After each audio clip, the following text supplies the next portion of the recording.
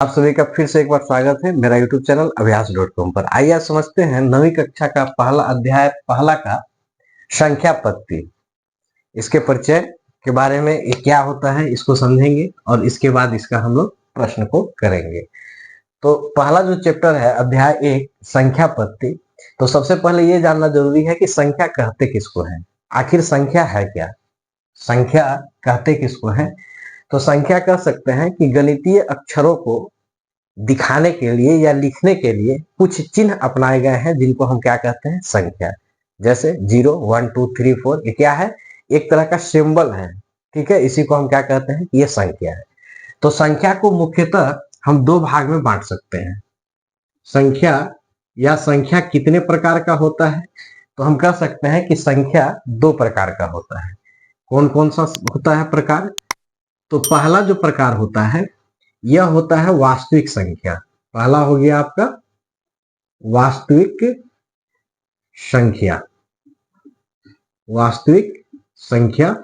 और दूसरा जो होगा वह है अवास्तविक संख्या या काल्पनिक संख्या। इसको आप कह सकते हैं अवास्तविक संख्या, अवास्तविक संख्या या काल्पनिक संख्या, या काल्पनिक संख्या, काल्पनिक संख्या। अवास्तविक को ही हम काल्पनिक संख्या कहते हैं। तो संख्या को मुख्य रूप से दो वर्ग में बांटा जा सकता है, एक है वास्तविक संख्या और एक है अवास्तविक संख्या। अब बात आता है कि भाई वास्तविक संख्या क्या होता है और अवास्तविक संख्या क्या होता है। तो वास्तविक संख्या सभी प्रकार के संख्याओं के संग्रह को हम क्या कहते हैं, वास्तविक संख्या कहते हैं, सभी प्रकार के संख्याओं का संग्रह, ठीक है। और अवास्तविक संख्या क्या होता है कि कुछ संख्या होता है, जैसे अवास्तविक संख्या आप अभी तक देखे होंगे कि माइनस जो होता है रूट के बाहर होता है, लेकिन रूट के अंदर जो माइनस होता है ये क्या होता है, काल्पनिक संख्या होता है। जैसे अगर हम लिख दें √-2 √-3, यह क्या होता है √-10, ये सब काल्पनिक संख्या होता है। और इसको हल करने के लिए हम लोग आयोडा का प्रयोग करते हैं, जो कि 11th क्लास में आपको पढ़ने को मिलेगा, ठीक है। तो अवास्तविक संख्या को मुख्य रूप से कितने वर्ग में बांटा गया, दो वर्ग में बांटा गया। पहला वास्तविक संख्या और दूसरा अवास्तविक संख्या। तो वास्तविक संख्या किसको कहेंगे, सभी प्रकार के संख्याओं के संग्रह को। इसको हम लिखते चलते हैं कि कहते किसको है, छोटा छोटा परिभाषा बनाने का प्रयास करते हैं, ठीक है, जिससे आपको समझ में आएगा। तो वास्तविक संख्या क्या कहेंगे, सभी प्रकार के संख्याओं का संग्रह, सभी प्रकार के संख्याओं का संग्रह, संख्याओं का संग्रह, इसको हम क्या कहेंगे, वास्तविक संख्या। अवास्तविक संख्या अभी उस पर ज्यादा विशेष ध्यान देना नहीं है, क्योंकि आयोडा आपका चैप्टर में है नहीं। आयोडा आपको 11th क्लास के मैथ में सीखने को मिलेगा। तो अवास्तविक संख्या इतना आप जान लीजिए कि रूट के अंदर जो संख्या में माइनस लगा हुआ रहता है उसको हम कहते हैं कि ये जो जितनी संख्या है एक ऐसी संख्या है, काल्पनिक संख्या है, इसको हम बोलेंगे काल्पनिक संख्या, ठीक है।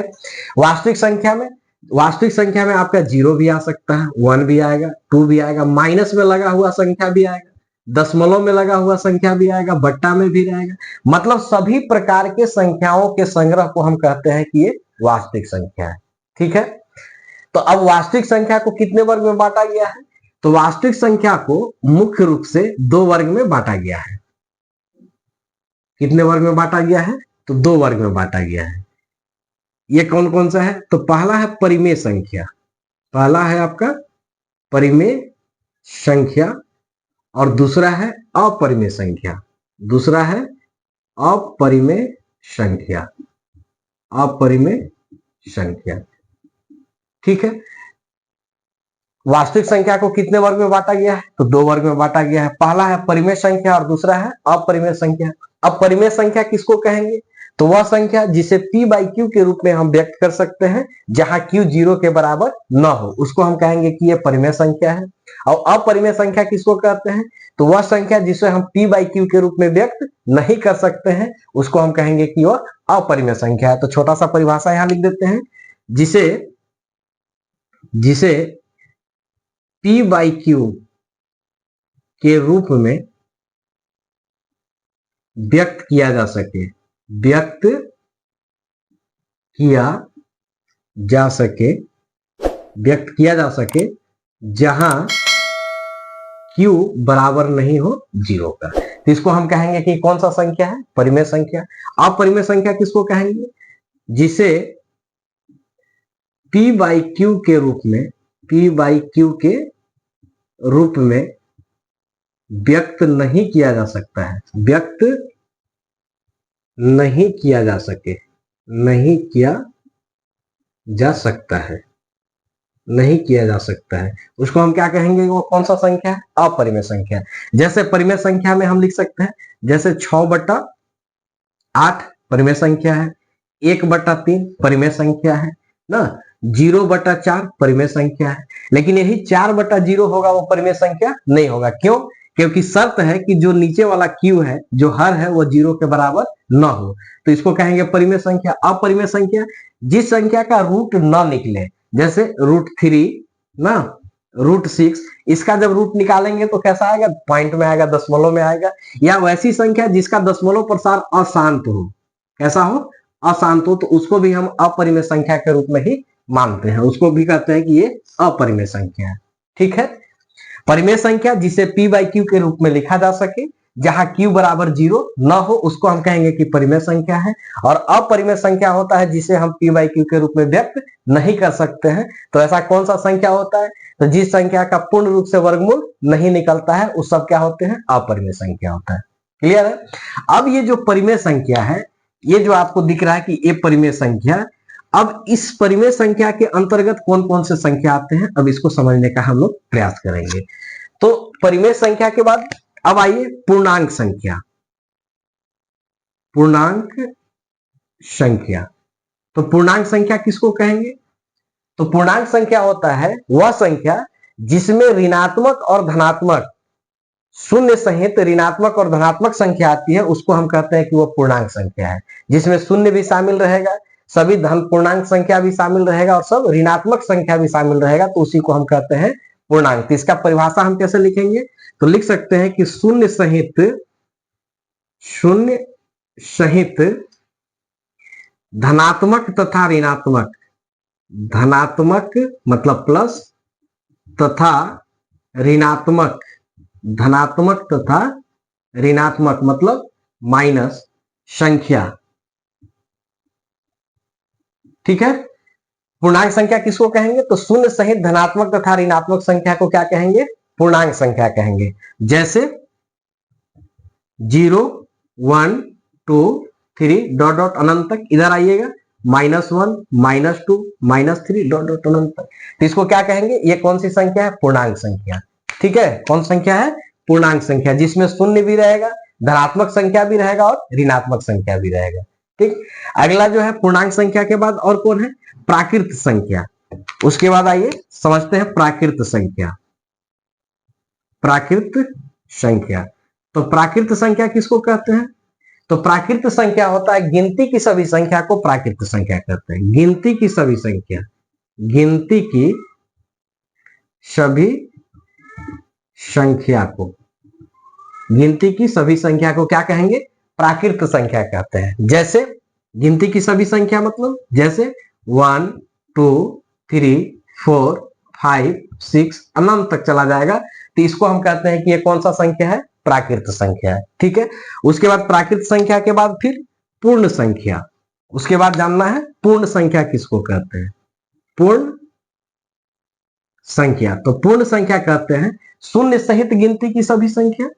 यहां लिख देते हैं शून्य सहित गिनती की सभी संख्या, शून्य सहित गिनती की सभी संख्या, सभी संख्या। इसमें शून्य को भी सिर्फ शामिल कर लेना है, जैसे 0 को भी शामिल कर लेना है, 0, 1, 2, 3, 4 डॉट डॉट डॉट अनंत तक।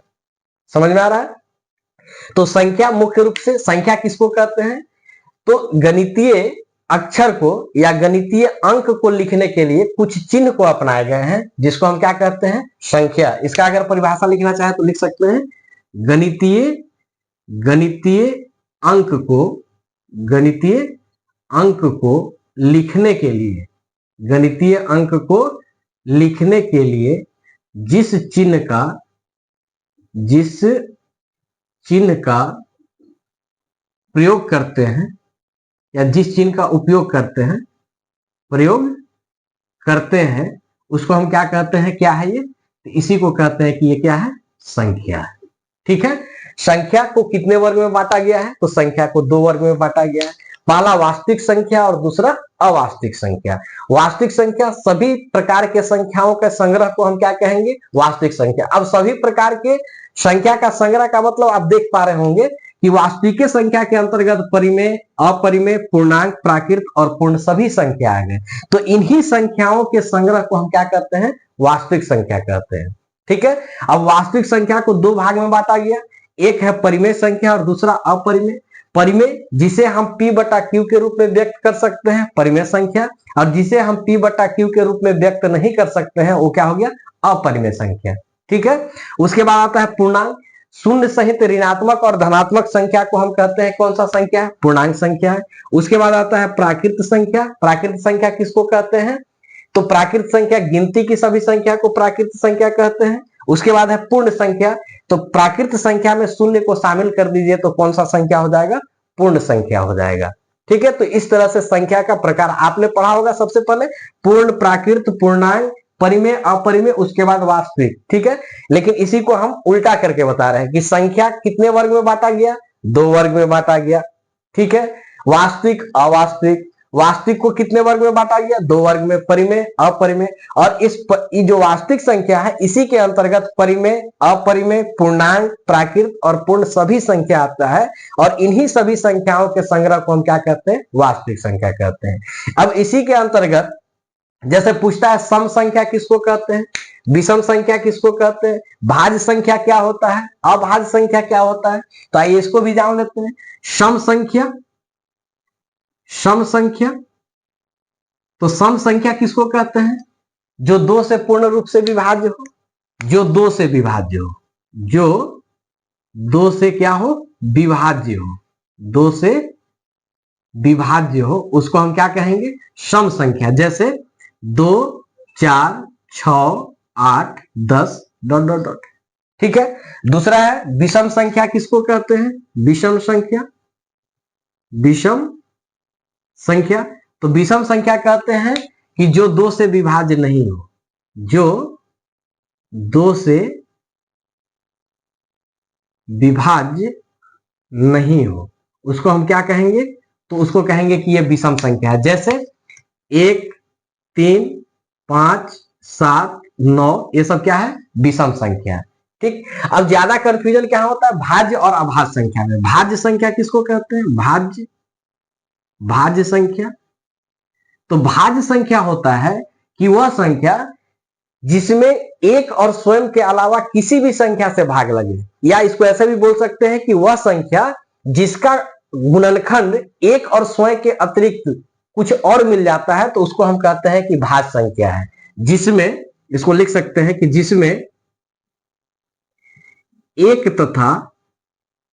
तथा स्वयं के अतिरिक्त, एक तथा स्वयं के अतिरिक्त किसी भी संख्या से, किसी भी संख्या से भाग लग जाए, भाग लग जाए, उसको हम क्या कहेंगे, कौन सी संख्या है, तो उसको कहेंगे कि वो भाज्य संख्या है। जैसे सबसे छोटी भाज्य संख्या कौन है, तो सबसे छोटी भाज्य संख्या है 4, उसके बाद 6, उसके बाद 8, उसके बाद 9, 10, ये सब कौन सी संख्या है, भाज्य संख्या है।